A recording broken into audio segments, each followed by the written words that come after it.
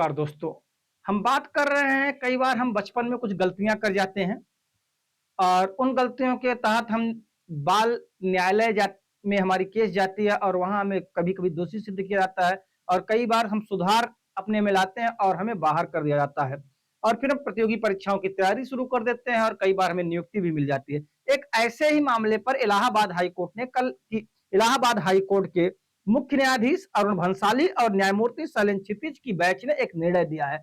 इसमें याची अमेठी का जो है वह पहले बाल अपराध के तहत दोषी था, किंतु आगे चल करके उसने अपने जीवन में सुधार लाया और प्रतियोगी परीक्षाओं की तैयारी की तथा उसे सरकारी नौकरी मिली तथा शिक्षक बन गया। लेकिन शिक्षक बनने के कुछ महीने बाद उस पर जांच शुरू हुई और बताया गया कि याची ने अपनी भूतपूर्व जानकारी जो कि बाल अपराधी था वो छिपाई हुई थी, जिसके कारण उसकी नौकरी को रद्द कर दिया गया।